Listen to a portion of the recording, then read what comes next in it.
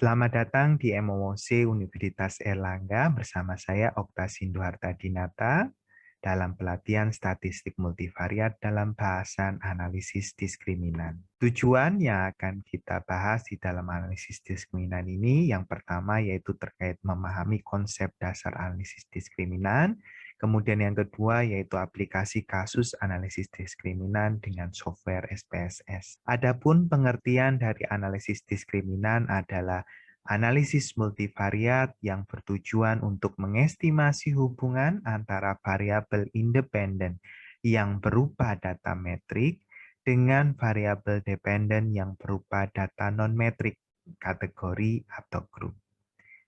Adapun contoh dari analisis diskriminan ini adalah ketika seorang analis ingin menentukan hal yang menjadi pembeda preferensi nasabah bank konvensional dan bank syariah dalam memilih bank. Kemudian langkah-langkah dalam analisis diskriminan ini yang pertama yaitu membuat rumusan masalah. Kemudian yang kedua membuat desain analisis diskriminan, di mana yang pertama pemilihan variabel pada analisis diskriminan, di mana variabel independen harus berupa data metrik dan variabel dependen harus berupa data non-metrik, kategori atau grup. Kemudian ukuran setiap variabel independen minimal berjumlah 5-20 sampel. Berikutnya, langkah ketiga, uji asumsi ya. Ini terkait dengan normalitas ini ya. Walaupun di software SPSS nantinya tidak bisa dilakukan ya, karena ini menggunakan software SATA untuk bisa lebih detailnya. Namun di dalam software SPSS ini, uji asumsi bisa dipakai dengan menggunakan kesamaan matrik kovarian pada box EMS, di mana kalau nilainya lebih dari 0,05 maka bisa dilanjutkan analisis diskriminan tersebut. Kemudian terkait dengan tidak ada korelasi antara variabel independen dan tidak ada outlier, nah itu lebih jelasnya pada software Stata. Kemudian langkah keempat yaitu terkait dengan estimasi hasil simultan pada hasil Wix lambda. Kemudian estimasi hasil stepwise pada hasil Mahalanobis D square. Nah, kemudian langkah kelima yaitu interpretasi hasil. Contoh kasus di sini yang akan kita ulas yaitu peneliti ingin melihat perbedaan persepsi pelanggan yang ada di dalam USA ini ya dengan di luar USA ini di dalam HAIR ini ya data HAIR ini adalah X4 kodenya atau region di sini terkait dengan preferensi pelanggan dalam memilih suatu produk. Jadi di sini variabel dependennya adalah persepsi pelanggan yang ada di USA dan di luar USA. Nah, kemudian variabel independennya apa saja di sini yang akan diteliti adalah e-commerce, kemudian technical support, kemudian compliant resolution, kemudian advertising, product line, Salesforce image, kemudian warranty and claims, kemudian new product, dan terakhir order and billing. Nah, ini ya, kesemua data bersumber dari buku HAIR dengan jumlah responden adalah 200. Oke. Nah, berikut tampilan dari data HAIR di sini. Kemudian berikutnya dipilih analis, kemudian classify, kemudian masuk ke diskriminan. Nah, ketika berikutnya adalah akan muncul tampilan diskriminan analysis di sini ya. Nah, di sini ada grouping variabelnya, kita masukkan X4, tadi regionnya ya. Kemudian independennya tadi ya, ada terkait dengan e-commerce, kemudian technical support, compliance resolution, dan lain-lain. Nah, itu ya. Kemudian ini ya, menggunakan enter independent together dulu. Kemudian berikutnya, nah, kita masukkan define range-nya di sini ya. Untuk memberikan labeling di sini di grouping variabelnya, kita masukkan 0 dan 1 ya. Kemudian continue. Nah, akan terbentuk X4, 0, 1. Kemudian berikutnya kita masuk ke statistik di sini ya. Nah, silakan di sana diberi centang, diberi tick mark untuk univariate ANOVAS dan box EMS. Dia untuk uji asumsinya di SPSS ini. Kemudian berikutnya hasilnya ketika di OK ini ya.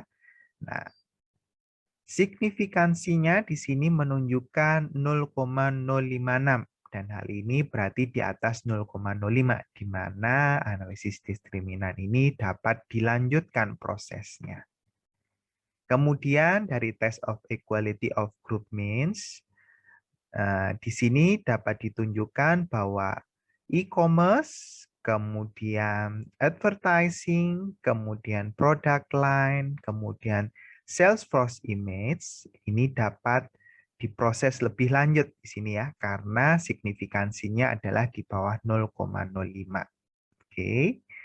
Kemudian berikutnya, nah ini ya, berdasarkan tabel di atas, variabel independen seperti e-commerce, advertising, product line, dan Salesforce image memiliki nilai signifikansi kurang dari 0,05 yang artinya ini ya, variabel e-commerce, advertising, product line, dan Salesforce image menjadi faktor yang membedakan preferensi responden dalam memilih produk. Ini terkait respondennya dari dalam USA dan di luar USA.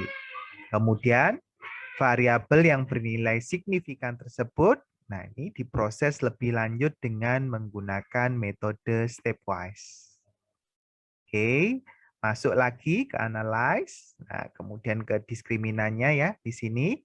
Nah, kita masukkan kembali dengan memasukkan hanya tadi ya, e-commerce, advertising, product line gitu ya. Nah, ini. Kemudian berikutnya kita pilih use stepwise method. Kemudian di statistiknya kita tick mark, kita beri centang means. Kemudian di function coefficient ada Fishers dan unstandardized di sini ya. Kemudian kita continue. Kemudian di stepwise methodnya, discriminant analysis stepwise methodnya, kita berikan tanda di Mahalanobis distance. Kemudian displaynya summary of steps-nya ini ya. Kemudian di classification, nah ini dipilih case wise result, kemudian leave one out classification. Hasilnya ini ya. Nah, dari grup statistik di sini menunjukkan meannya ya. Nah, dari responden yang berasal dari USA, North America ya, kemudian di luar North America di sini ya. Nah, di sini menunjukkan bahwa X7 meannya 3,577 untuk USA, kemudian mean untuk e-commerce dari outside North America itu adalah 3,893. Nah, ini ya. Nah, begitu berikutnya.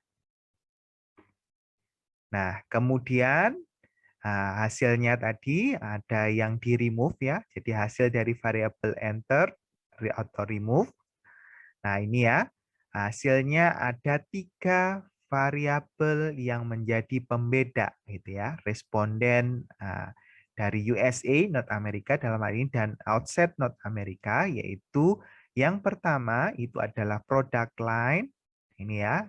Kemudian yang kedua Salesforce image, kemudian yang ketiga adalah e-commerce. Kemudian hasilnya canonical correlation-nya 0,666 mendekati 1 ya, berarti hubungannya sangat erat di sini ya, diskriminannya. Kemudian melihat perbedaan antar grup, signifikansinya adalah 0,000.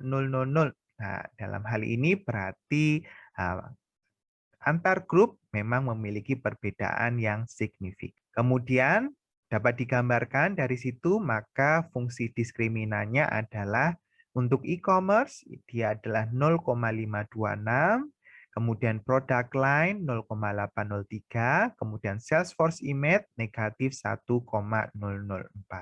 Kemudian, nah ini di fungsi klasifikasi koefisien di sini, Nah, dapat dibedakan di sini persamaan Z-score-nya untuk responden yang berada di USA atau North America di sini. Nah, dari hasil Fisher Linear Discriminant Function-nya di sini, Z-score untuk responden di USA yaitu min 24,173 plus 4,574 untuk e-commerce plus 4,44 untuk produk lain dan plus 0,243 untuk Salesforce Image. Nah, kemudian Z-score untuk kelompok yang berada di outside North America di sini ya. Nah, min 21,365 plus 3622 untuk e-commerce, kemudian plus 2987 untuk produk lain dan plus 2061 untuk Salesforce Image. Sehingga selisih antara kedua kelompok tersebut dapat dihasilkan Z-score sama dengan min 2,808 plus 0,952 e-commerce plus 1,453 produk lain min 1,818 Salesforce Image. Oke, demikian pembahasan terkait dengan analisis diskriminan. Terima kasih atas partisipasinya.